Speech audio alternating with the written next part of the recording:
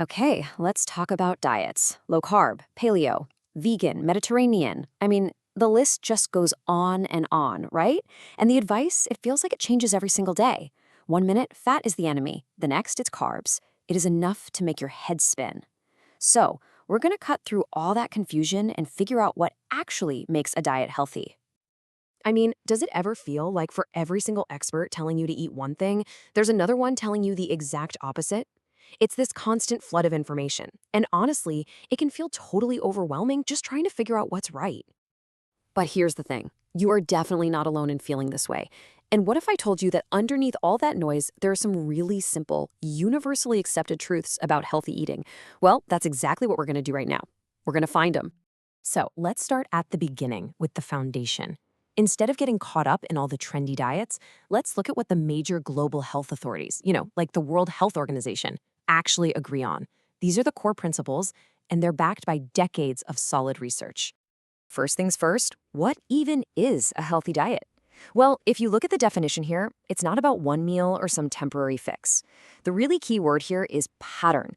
It's a sustainable way of eating that gives your body the good stuff, the essential nutrition from a whole bunch of different whole foods. It's what keeps your body running at its best. All right, let's get specific with some numbers. The World Health Organization has a big guideline on what they call free sugars. Now, that's any sugar added to food or drinks, and it also includes the sugars that are naturally in honey, syrups, and fruit juices. Their recommendation? Keep it under 10% of your total daily calories. For most adults, that works out to about 12 teaspoons a day. And what about salt? Well, the WHO is super clear on this one too. The goal is to keep your daily salt intake under 5 grams. To put that in perspective, that's about 1 single teaspoon. This one change is actually one of the most powerful things you can do to help prevent high blood pressure. Okay, so on the flip side, what should we be eating more of? You guessed it, fruits and vegetables. The target to aim for is at least 400 grams every day, which is roughly 5 portions. This just goes to show how incredibly important plant-based foods are for any healthy eating pattern. So, you see, when you strip away all the fads and the hype, the global consensus is actually surprisingly simple. You want to prioritize a wide variety of plant foods, limit all those processed foods that are high in unhealthy fats, sugars, and salt, and really just focus on whole foods as the bedrock of how you eat. Okay, so how do these big principles actually look in the real world? Let's check out some of the popular diets that put these core ideas into practice. Because year after year, health experts keep pointing to 2 specific ways of eating that consistently rise to the top. Check this out. For 8 years in a row, the Mediterranean diet has been ranked #1. That is not a fluke. Its staying power comes from the fact that it's not some crazy restrictive diet.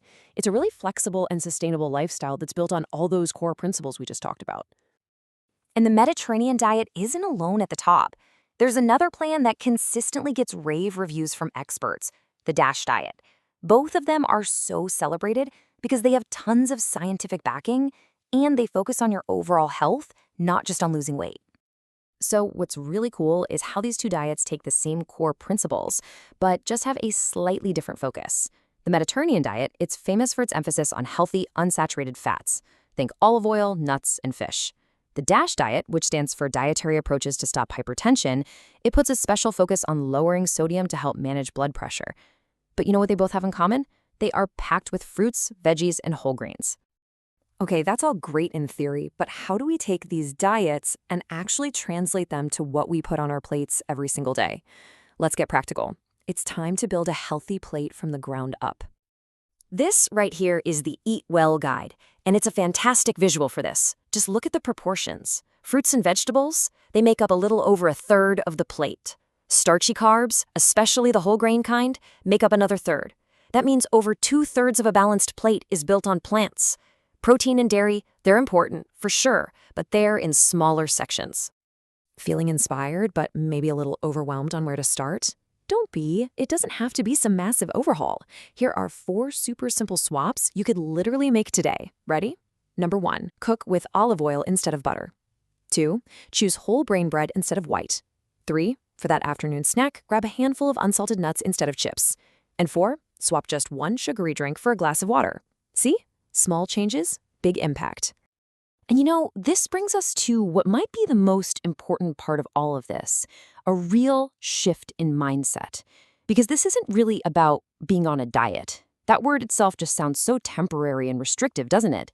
The real goal is to move towards something much more positive and much more permanent. Let's just reframe this for a second. A diet usually feels like a set of rules you have to follow, often with an end date. It can feel like a punishment. But an eating pattern, well, that's a flexible long-term approach. It's about building healthy habits that just become a natural part of your life. It's a shift from restriction to nourishment. And please remember this. This is not about being perfect. Nobody eats perfectly all the time. It's about the overall pattern.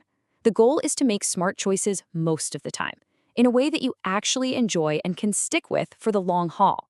It's about sustainability, not deprivation.